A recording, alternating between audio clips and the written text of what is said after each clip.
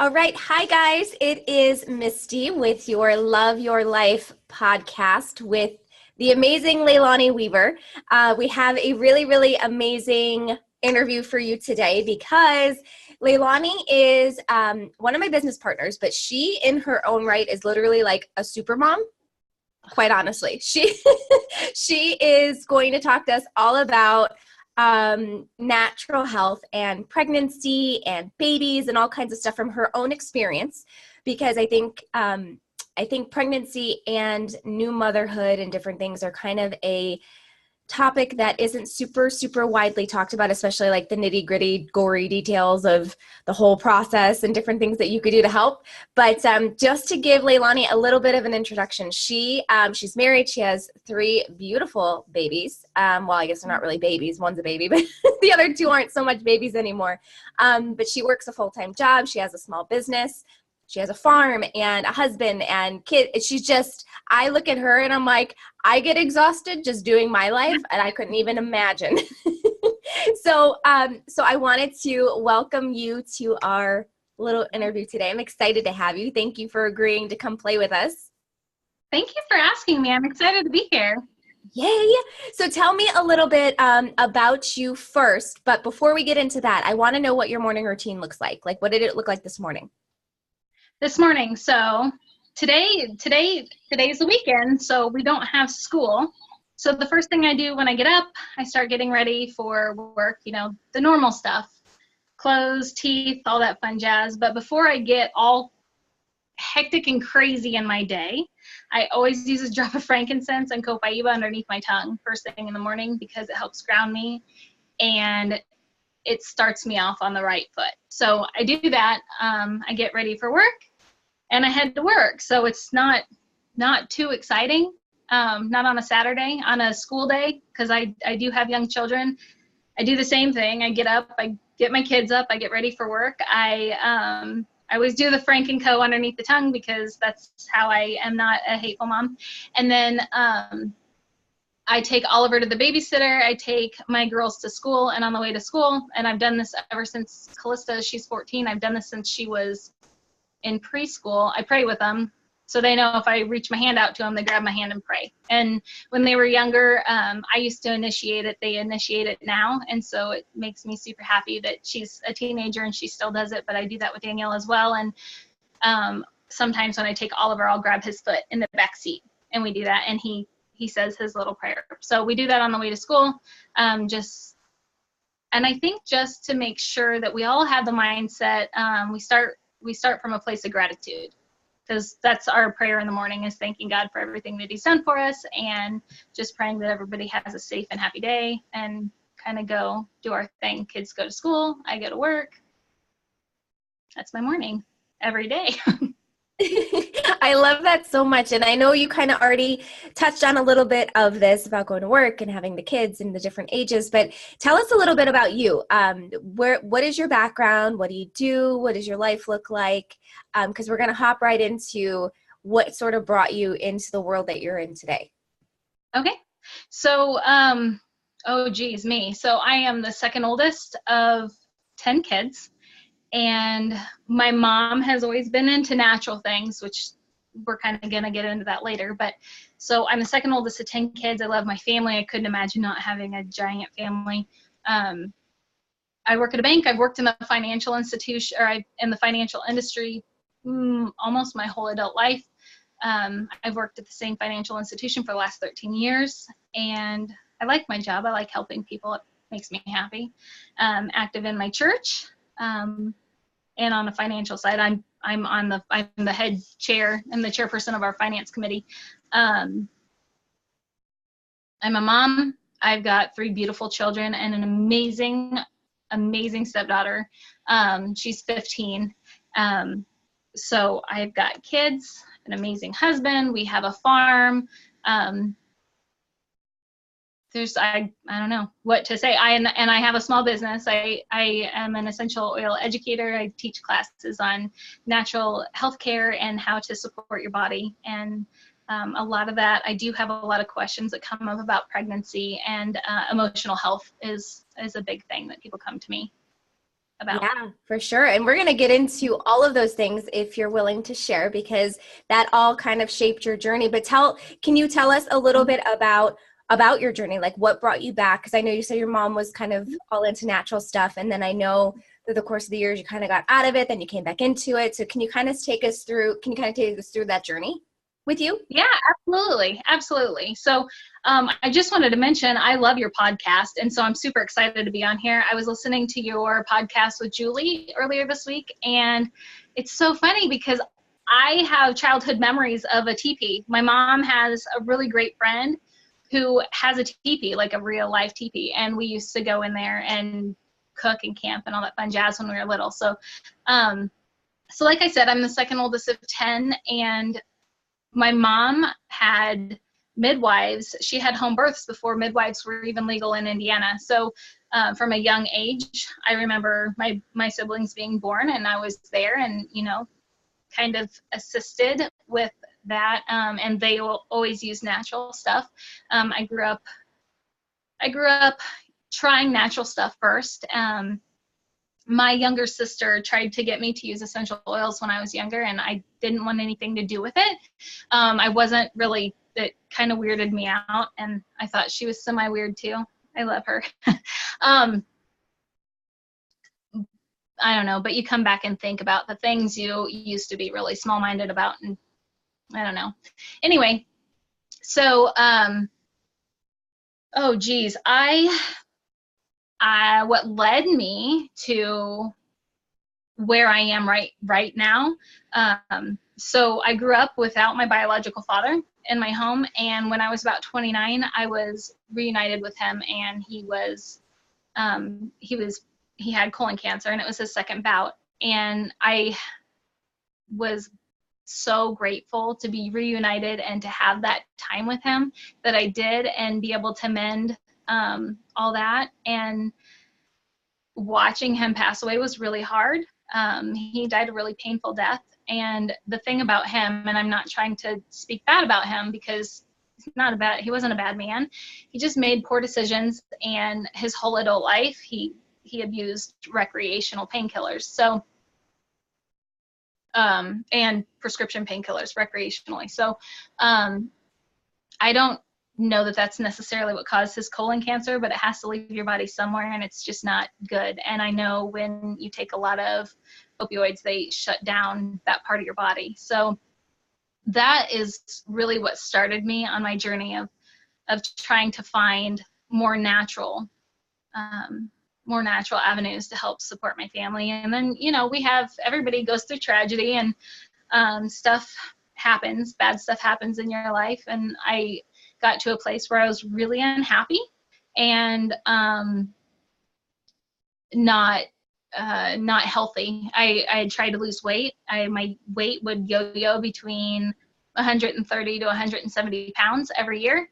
And to try to lose weight in a fast, unsafe way, I used diet pills and ended up losing my gallbladder. And I had a girlfriend force me to try essential oils, and because I had issues with digestive stuff afterwards, and it really opened my eyes, and I would start to learn, and I realized this is what I had been looking for. This is one of the main natural alternatives that I had been searching for.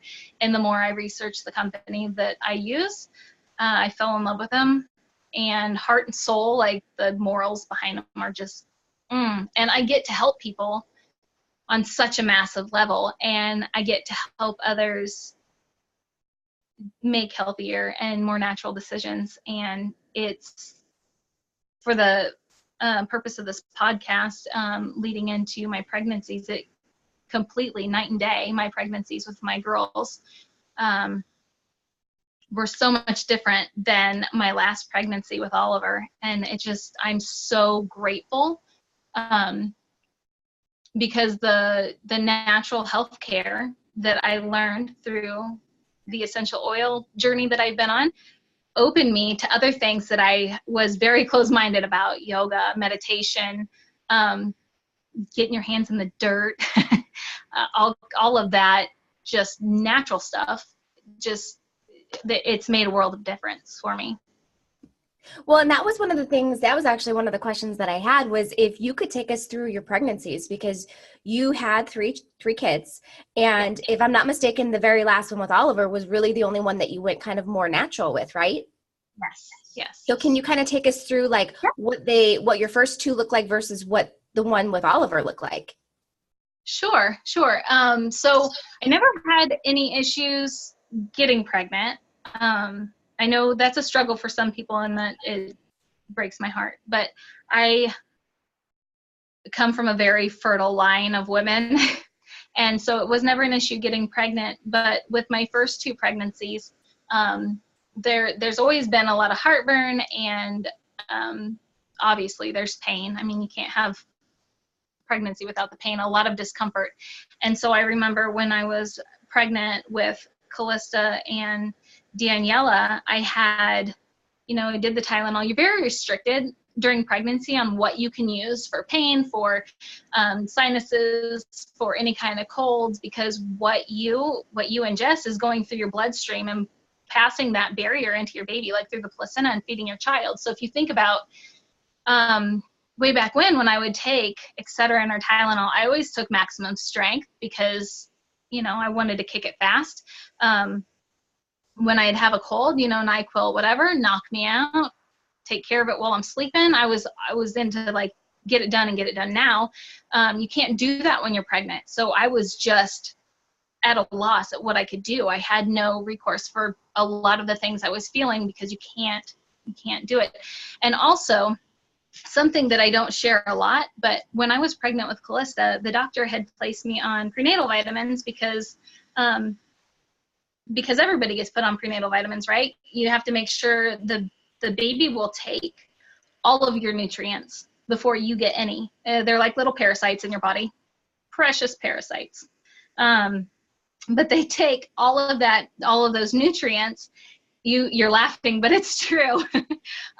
It's just so funny because sometimes I feel like I'm the only one that refers to children as like ankle biters and like lovingly, of course, they're all amazing. And I don't have any of my own, and I'm sure it's quite different, but I'm like, man, they just like suck the life out of you. Yeah, they do. I love my children. I love them dearly. I'm going on vacation on Monday, and I'm not taking them with me, and I'm okay with that, because that's something else I wanted to talk about later, was about self-care and filling your own cup. But so your baby, when it's growing, is a parasite. It sucks all of the everything out of you, so you need to make sure you're getting good nutrition while you're pregnant, especially DHA, because that is what helps brain function and forming with a baby. And this child solely delivers or depends on you. Like, you are, when this child is growing inside of you, you are the only thing that can take care of it. So you have to be diligent about making sure you're eating the right stuff and taking good vitamins and all that fun jazz. Well, I would get nauseous from my prenatal vitamins, and so my doctor said, a lot of women do that, go ahead and take them at night and then right before you go to bed. Okay. And at first he had given me free prenatal vitamins from his office, and I took those. And then when it came time to refill those, I went to the local pharmacy and I got a generic brand so they would cost less. And I went and got them home, and I thought, these look a lot different, but it's a generic brand, so they should look different than what I got at the office. And I'm a reader, and I'm grateful that I am, because I opened up the pamphlet that came with the prenatal vitamins that I got, and I had gotten a 90-day supply, because you have to take them through the whole pregnancy, and if you breastfeed, you take them then as well.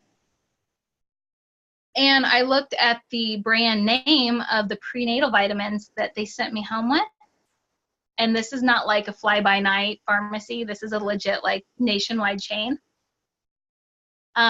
They sent me home with hydrocodone. They had messed up my prescription, and they sent me home with a 90-day supply of a narcotic instead of a vitamin.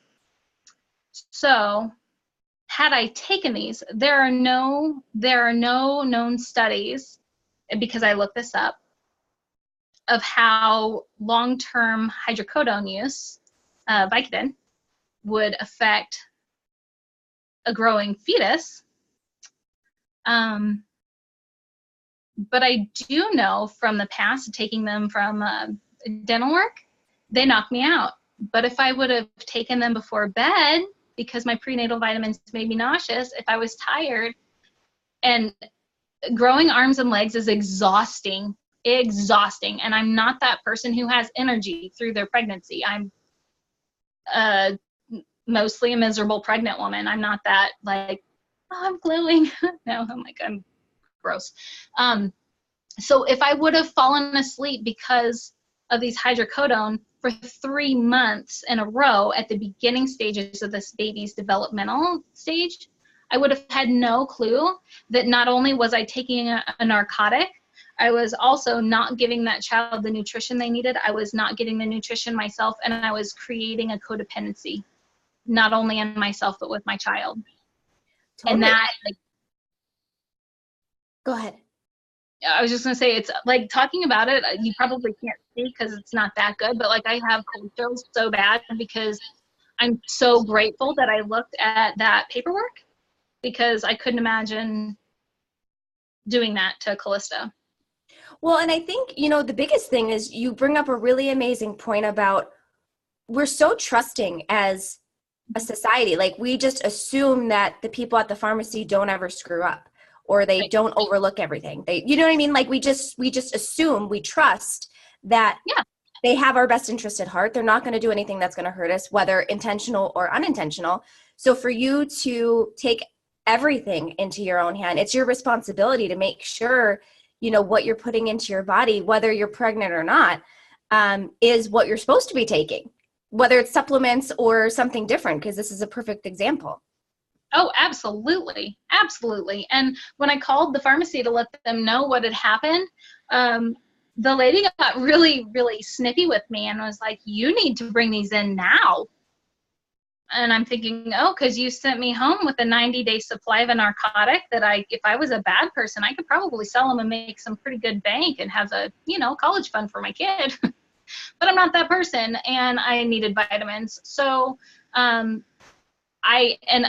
didn't have any vitamins to take that night, and it's a 40-minute drive to the pharmacy because I live out in the country. So, and they're not 24 hours. So I had to send my husband up while I was at work, and it was more driving and all that, like, just a pain in the butt. So that was something that I'll never forget, and something that I've learned over the last 5 years in speaking with, I have a girlfriend who's a nutritionist, learning about different supplements and vitamins that they sell over the counter. A lot of them are not created with ingredients that are good for your body. Like, your body, there's one in particular that's a pretty well-known vitamin. It's a very it's sold a lot, and it's sold in a lot of different stores. And she told me that in her research, she found out it costs 31 cents to make a 30-day supply of this multivitamin, and people can take it as a prenatal vitamin, and you poop it out. I mean, your body doesn't absorb it because your body doesn't know what to do with it. So it scares me that there are things out on the market that you could be taking that your body doesn't know how to handle. And in addition to that, something that's prevalent right now, like big time, is the MFHTR mutation in genes, and that has the issue that causes in pregnancy is you don't know unless you get genetic testing that you have that, but it causes your body not to be able to process, dang it, I forgot what it was. I know what it, Folic acid, right? yes, thank you. Your body can't process folic acid. So I don't know that I have this mutation, but the supplement that I took while I was pregnant with Oliver has folate, which is actually the natural version. So if I were to have that MFHTR mutation, it wouldn't have been an issue. My body would have been able to process that folate and absorb it and pass it on to the baby. And if Oliver had that genetic mutation, that it wouldn't be a negative thing for him, because that helps with brain development and all that. So when I was pregnant with the girls, you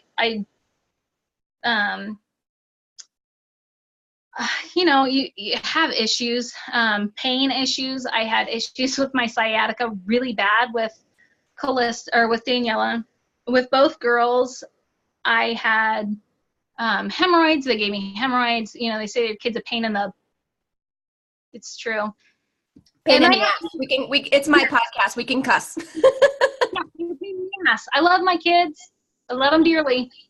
Pain in the ass, literally, because everybody's body is different. And I've had people come to me and ask me, you know, how do you handle stretch marks? Genetics. Sorry. And I know there are things that are great for stretch marks, but no amount of cocoa butter is going to help you not have them if you're genetically predisposed to have them. My mom had 1.5 million kids and never had stretch marks. I've had 3 pregnancies and I gained over 100 pounds of Calista. I have no stretch marks at all. But I have hemorrhoids from all of them. It's not a good trade. It's not. But I got stuff that helps with that. So every pregnancy has great highs and it has great lows. With my girls, I had epidurals, and I'm not judging, and I'm not like, I will never ever shame somebody for what they do to their body while they're pregnant, unless they're doing drugs and smoking, because that's not cool. But I will never judge somebody for what they choose while they're doing while they're in childbirth, because it's everybody's individual choice, right? And having an epidural was great for me with the girls because I didn't feel the pain. Also couldn't pick my leg up when it fell off the table while I was pushing, and I had to have somebody hand me my foot. But my labors lasted a lot longer.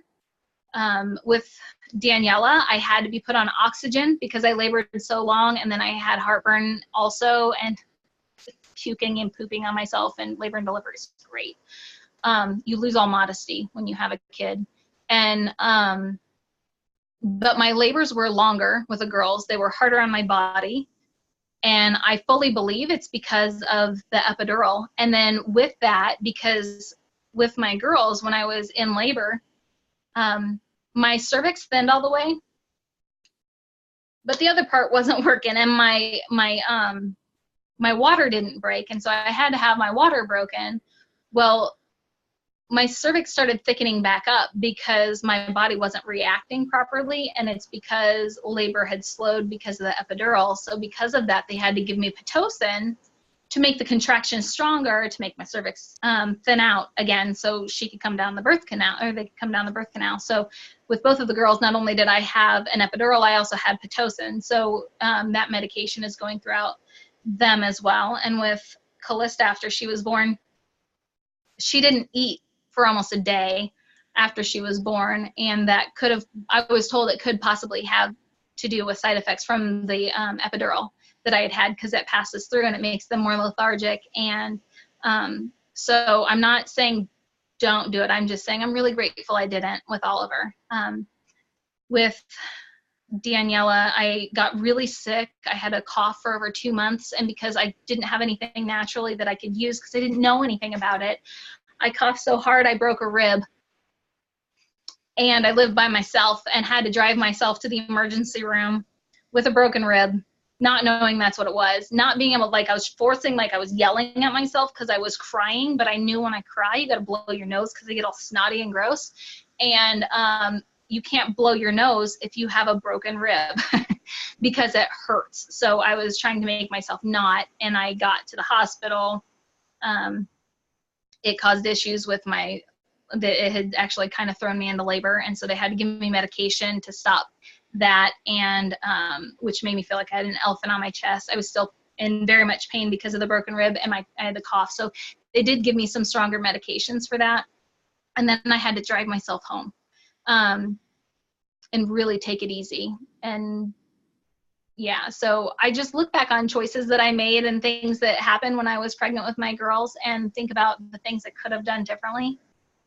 My pregnancy with Oliver, I still had heartburn. My kids, I don't know what they do on the inside, but it's not cool. My last 2 kids gave me vaginal varicose veins that's gross. And nobody tells you anything about that. And it's painful to stand. It's painful to walk. It's painful to, so just like anything. And then you swell up and you look like the elephant man down there. It's disgusting. And it terrifies you. And you think, I'm never going to go back to normal. And my lady garden is going to stay under wraps forever because it's nasty. Your lady garden. That is awesome. I've never heard it called that. I've heard it called a lot of things, but not a lady garden. That's pretty awesome. I like it. I've picked up a few things over the last couple of years. So, but that, I promise you, it goes back to normal. That's something that's like, it's not like hemorrhoids. That goes back to normal, which is fabulous. But please know if that happens to you, it's normal. And there are actually really ugly supportive underwear that are beneficial if you have that issue.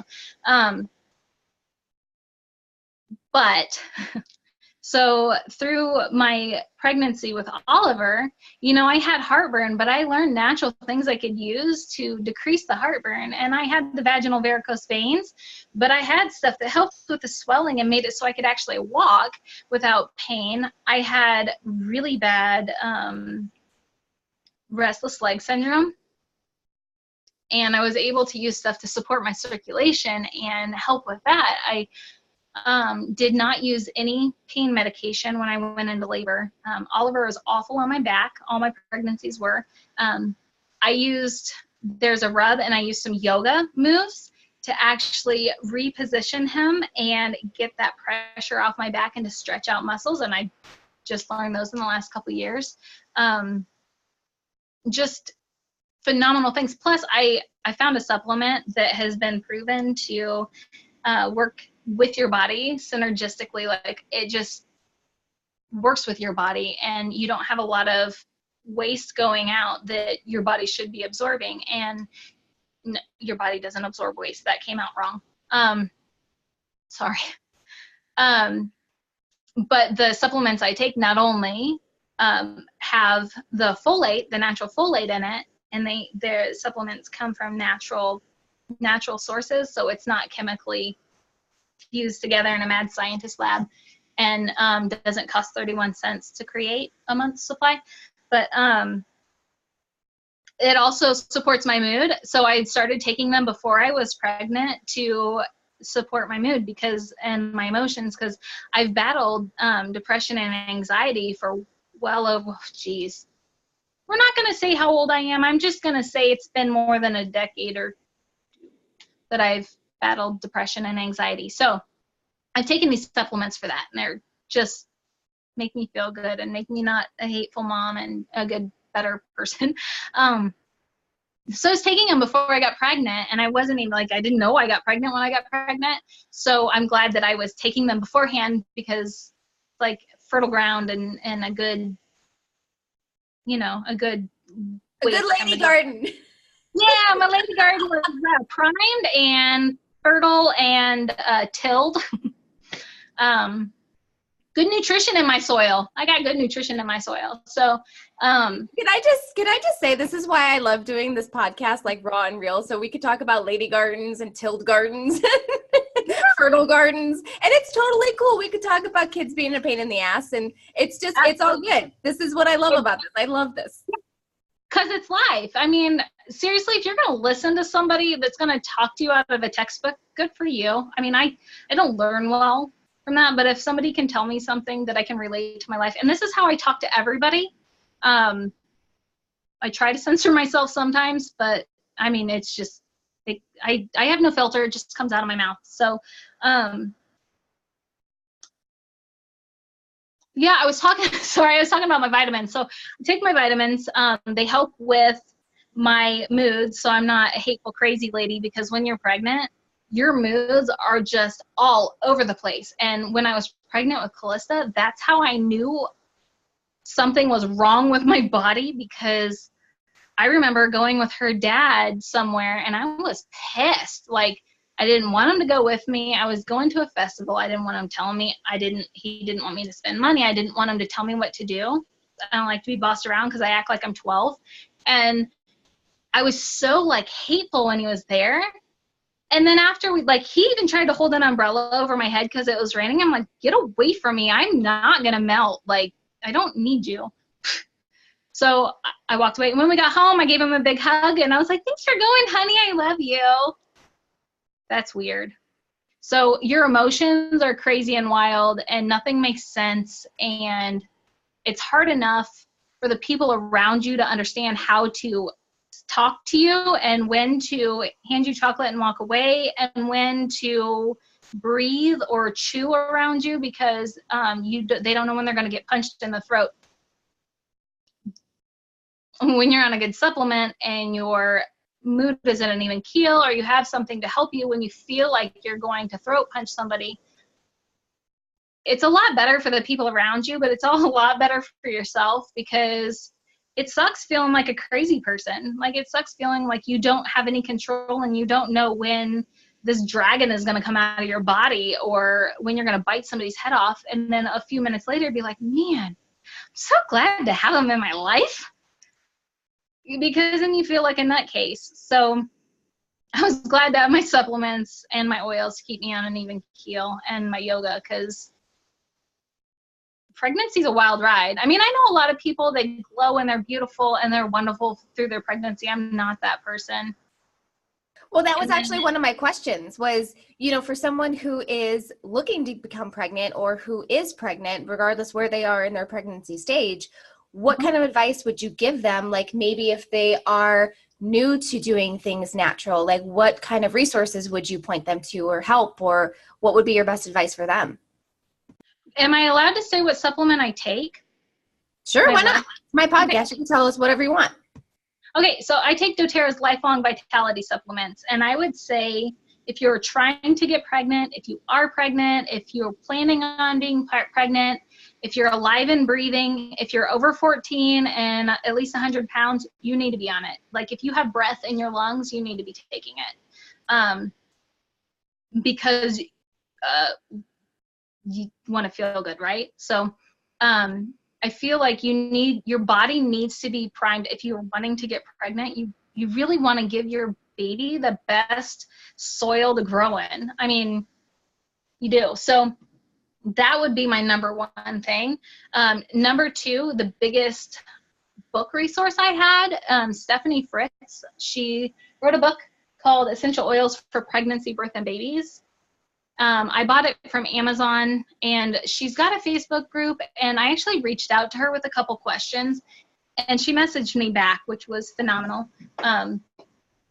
And then my biggest resource besides those is I have a friend who's got not as many kids as my mom, but I think that they're kind of in the running now. And she used essential oils and she used the doTERRA supplements. And for the last couple pregnancies, while she was, after she was introduced, she's done this and she's had great pregnancies and healthy kids and super happy. And then, so I used her as a resource. I used my mom because, like I said, my mom had midwives before they were legal in Indiana, and she had the same midwife for all of her kids. And my body. I trusted. You got to trust your body. You got to listen to your body because if your body needs something, it will tell you. Yeah. Tell us more about that, because if someone's looking, and I know you already said, like, you're not the radiant, energetic pregnant lady, but if someone's looking to have like the best pregnancy possible, and it really is about listening to your body and like mindset and different things. So other than like supplements and oils and things, what else helped you in those areas to kind of have the best pregnancy, especially with Oliver? Yeah. Okay. So my pregnancy with Oliver was a lot better. I was not as bad of a, how they say like brides or bridezillas. I don't know if you would say momzilla or pregozilla or whatever you would say, but it can be bad. It was so much better with Oliver because not only did I do that stuff, but I also had yoga and meditation. And in the last probably 5 years, I've been a huge advocate of self-care. Self-care is not being selfish. You should listen to your body. If you're tired, rest. And if you have a headache or, all these other stuff, make sure you're drinking enough water. Hydration is super important. We're all made of energy, and your energy is not going to flow right if you don't have enough hydration. You need to make sure that you are drinking enough water. You need to make sure you're eating the right foods. Not all foods are good for your body. I try to stick with the mindset of walking around the outside of the grocery store. The fruits, vegetables, and the organic stuff. Try to stay away from the processed foods. No sugars, no dairy. Dairy's really bad for you. And especially if you're trying to get pregnant, dairy can clog your fallopian tubes. So just know that. So I listened to my body. When I got tired, I rested. Lots of sleep, and show yourself grace. You know what? If you're winded, sit down. If you're hungry, eat something. Make sure you have light snacks with you, a healthy protein, maybe some nuts or whatever. Make sure you're feeding your body what it needs, because your baby is going to take what it needs first, and then you get the leftovers, you get the scraps. So if you are going to be feeding your body fast food and over-processed foods, think the very little nutrition that's in that your baby's gonna get, you're gonna get the leftovers. So it's gonna come out in frustration and stress, because your body won't have the right nutrition to work the way it's supposed to. Your sleep's gonna be off. You're gonna feel not good. It's gonna show up on your skin. So nutrition is really important. Breathing, and like I said, showing yourself grace, because you know what, God didn't do everything in a day. You don't have to do everything in a day. If you have a partner, that's wonderful, and if they try to offer to help, let them. They're not mind readers, nobody is. So if you need something, let them know, and if it's important, write it down so they don't forget. Whether your helper is your significant other or a parent or a best friend or something, let other people help you. Don't try to do everything yourself, because it's stressful, and make sure you take time to relax and do things that fill your cup, things that make you excited and enjoy life, because you have to focus so much energy and thought of how this baby is growing inside your body. It takes a lot from yourself, and you get stressed and are afraid you're going to do something wrong, or, oh, crap, I just ate something I wasn't supposed to, or whatever. Show yourself some grace, because we're not perfect. Totally. I think that's an understatement. I think that's a total understatement. And the next question I actually had, you sort of answered already, but with being a mom and being a wife and working full time and having a side business and a house and all these animals and all this stuff that you always have going around, your kids are in, 4-H and, all this stuff that you always have on your hands, fairs and different things. Every time I talk to you, you always have your hands in 15 million things, with church and everything else. How do you keep all the plates spinning? Because that's I feel like that might be one of the biggest things, especially with moms. They feel like they just can't do everything. And when I look at you, I look at a woman who literally to me looks like she does everything. Not anything against your husband, but I just mean every time I talk to you, you're always managing your time really well. So what advice would you have in that regard for people? Well, I write things down. I don't do it all by myself. My husband is amazing, and he's currently watching the kids upstairs so I can do this podcast, and keeping them quiet for me, which is a task. And he's keeping them next week while I go on vacation, and I get to go and fill my cup. And I don't feel guilty about going up, because it energizes me, and he knows I need this. Also, I carve out time where I didn't think I had time. So yoga is a huge thing for me. I crave my yoga time, but like you said, I live on a farm. We have animals. They're not quiet. Not inside. We only have one inside animal, but we got goats and we got birds that are loud. And my husband's a mechanic, and he owns his shop and it's on our property. And so people, for some reason, come to our house if he's not in the shop and will knock on the door.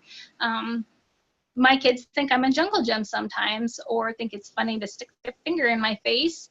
And it's hard to concentrate and get quiet time and be zen and get in your own head and let everything go if you have all this noise around you. Not saying my kids are noise, I love them, but when I go to I carve out time. I found a yoga class that starts before work, and I hate getting up early. I'm not a morning person. I'm not a pleasant person in the morning.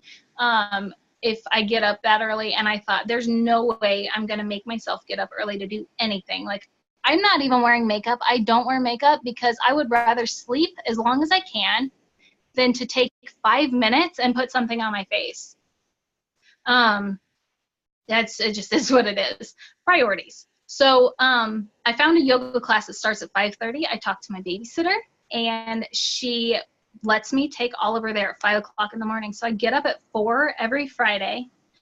I throw on some clothes. I brush my teeth, put some salt on my armpits, and grab my kid, hoping he's got clothes on and he hasn't peed through his diaper. And I take him to the babysitter. I drop him off, and I go do yoga. And I come home before work, and sometimes I work a late night, and that's okay.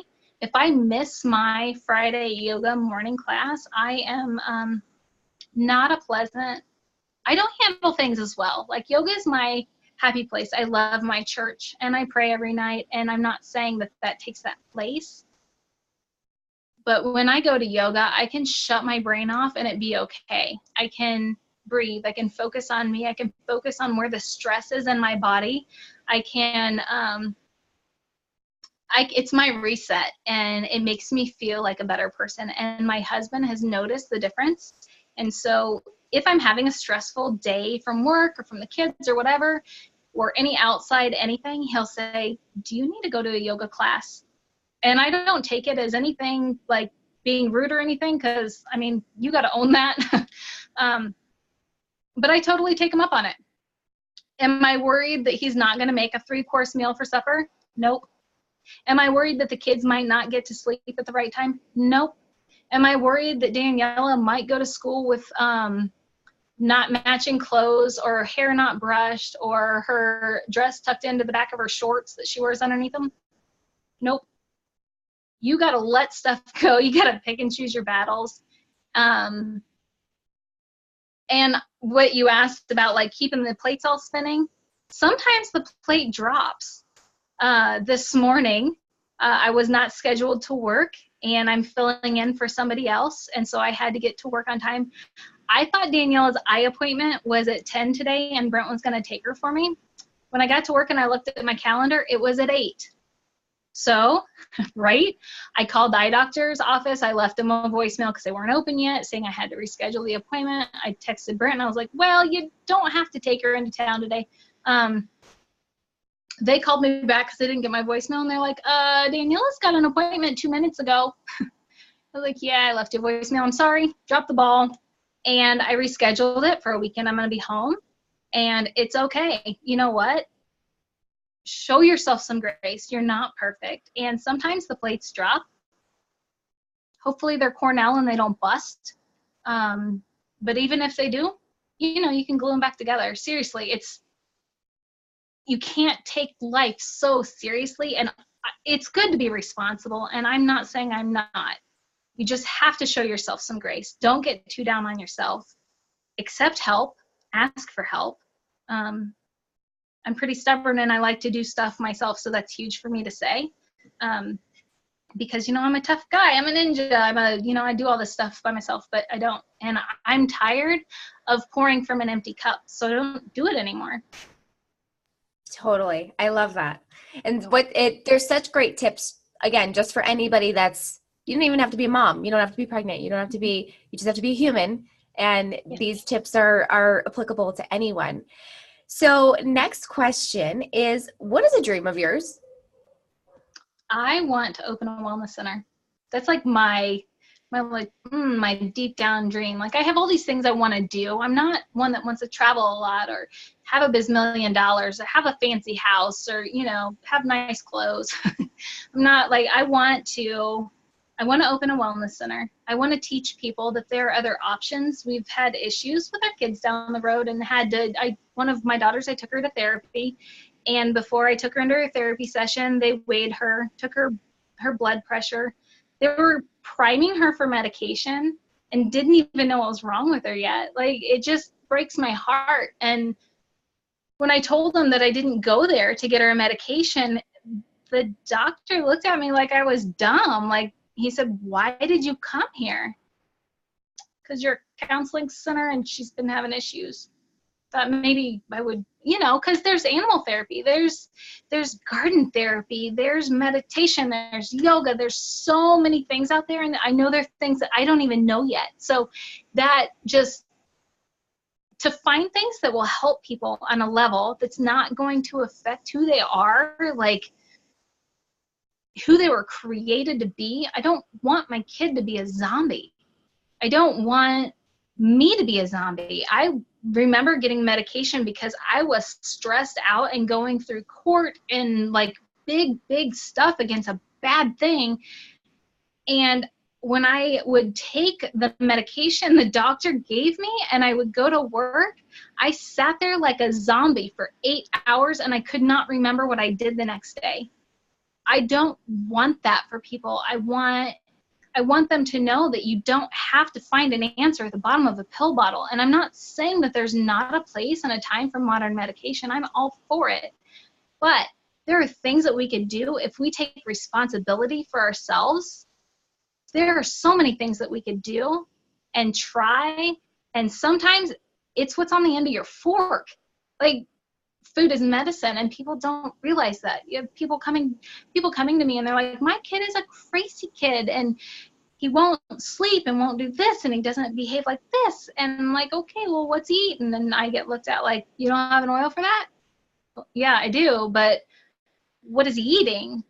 How many times do you go to McDonald's?" And I'm not judging. I want them to understand. I did a mindful nourishment cleanse and I learned how food affected my body because I used to eat at McDonald's every day for lunch. Food is huge. It's huge. There's so many chemicals, and there's over 5,000 chemicals that the FDA is not required, does not require companies to put on their packages of what they're putting in our food. And I'm not a conspiracy theorist. I know how I feel when I eat certain things. And it breaks my heart that we're not educating our kids. We're not educating the adults. Parents have no clue.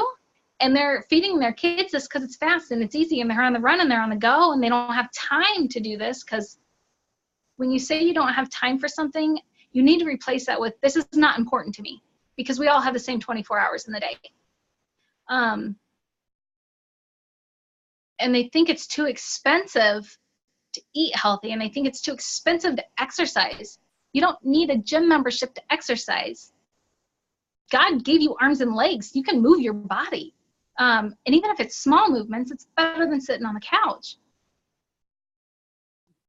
People think that because they don't have like all the biggest and greatest expensive this and that, they can't make themselves better. They don't have this, miracle diet pill or whatever. They can't help themselves, but they don't understand you don't need that stuff. I mean, you have everything you need. You just need somebody to point you in the right direction. And maybe I'm not that person, but there are people out there, and I'm sorry, I go off on a rant and I start rambling and then I forgot the question. No, you already answered the question. And that's one of the reasons why I actually really love talking to you, is because when you get asked a question, your passion just overflows and it just like comes out of every pore in your entire body. And it's not a rant. It's not a tangent. It's just this like overflowing passionate answer, which is amazing. So what actually brings you the most inner peace? What brings me the most inner peace? The most inner peace comes from my faith. I am 100% believe in God. I believe that there is a reason that everything happens. I know it sounds kind of like an asshole thing to say when something bad happens, and believe me, I've been in the depth of the pit and where I felt like there was no light at the end of the tunnel, and this is stupid, and why did this happen, and how dare God let it happen. And I'm not saying, I never tell somebody that everything happens for a reason if they're in that point, in that place, because if somebody would have told me that when I was in that place, I'd punch them in the face. But I have faith that life is like this puzzle that's being put together, and it's being put together upside down. So we're not meant to see the big picture and how everything interconnects and how everything leads to another thing. But I feel like the lessons we're supposed to learn while we're here, we'll learn, or they'll be presented to us. And what we do with that, then that's on us. But I take great comfort and peace from knowing that it's not my responsibility to know the big why of everything. It's not my responsibility to know that. So when things happen, you got to yell plot twist and roll with it, because it's all mindset. Everything's mindset. I look for beauty. I look for beauty all around me. I'm not turning around my camera so you can see what's on the other side of this hot mess, because I'm in my basement and it's a gross dungeon. But I'm looking at Misty's beautiful face, and I'm not looking at this grossness behind you. It's all about mindset. If you don't look for beauty, you're not going to find it. If you feel like everything you touch turns to shit, it will. If you feel like the world's out to get you and nothing is going to go right in your life, nothing will go right, because your life, your world is all in your head. And if you're a Harry Potter guy or girl, you remember from the last movie, Harry asks Albus Dumbledore, he says, is this going on in my head? Is this real? And he said, well, of course it's going on in your head. But why would that make it any less real? Everything that happens in your world is based on your perception, because something can happen and you can look at it one way and I look at it another way.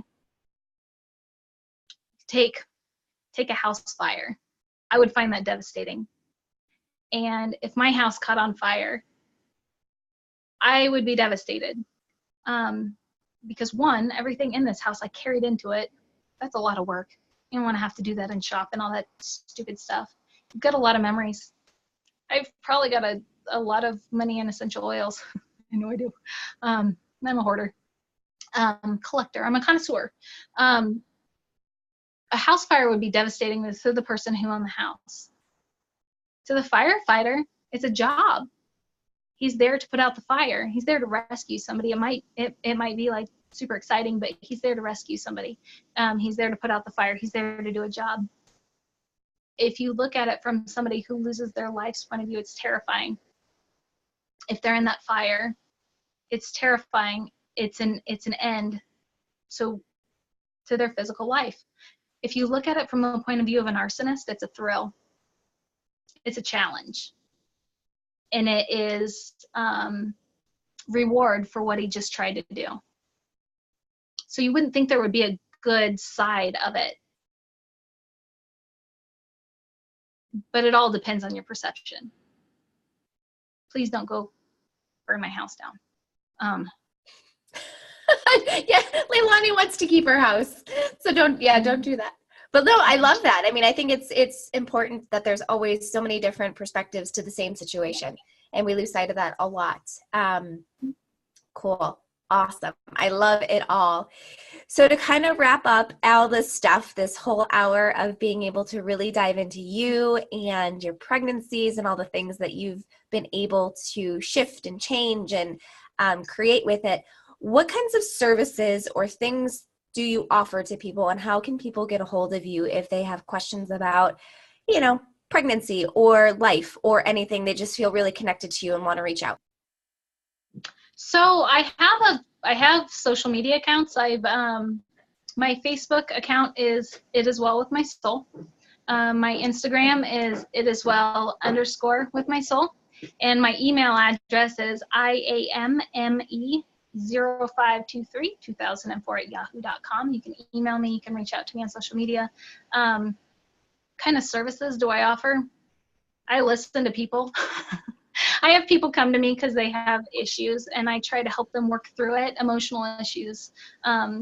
I can help people on their wellness journeys. I can help them along that. I love helping people get started. That's like, I'm super passionate about that.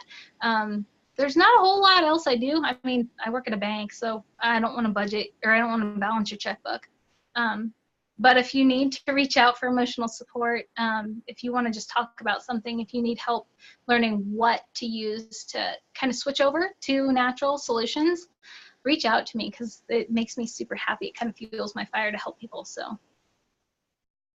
Yay, that's awesome. And that's, that's one of the things I admire so much about you, is when you are helping people, it's totally from your heart. It's not, because you're making a ton of money off of them or different things. It's got nothing to do with any of that outward stuff. It's all the inner joy that you just get to connect with someone and help them.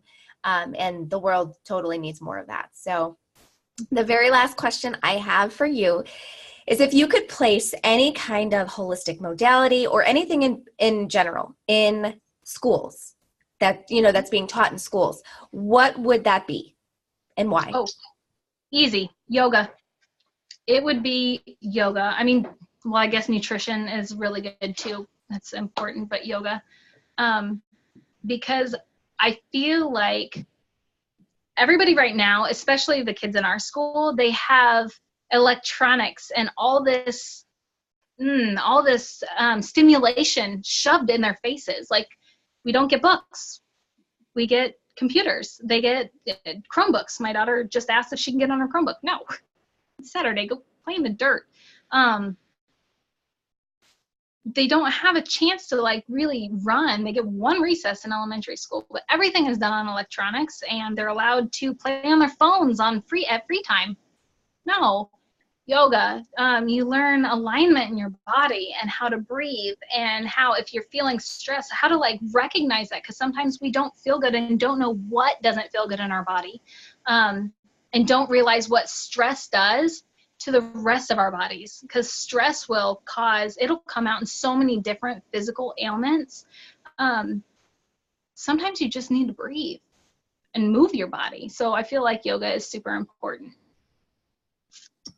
That's awesome. I love that. I love it so much. And it's so needed, especially with, there's always gym classes and different things with kids, but it's all like active, like almost like burning the energy off, versus being able to teach them how to go inside and actually find themselves and their answers and, different things. It's just such a different perspective. But I appreciate you so much for taking the time out of your Saturday to come play with us and share all your amazing knowledge, and get kind of down and dirty with us, and the different things that people might not talk about with pregnancies and things. I love being able to have awareness about that stuff, because it's so important, because people actually have these questions that they're too embarrassed or too scared or whatever to ask. And so when someone comes, on something like this, like you, who is just a total open book, and like, here's all the gross stuff that's going to happen or that could possibly happen. That's not all. There's lots more.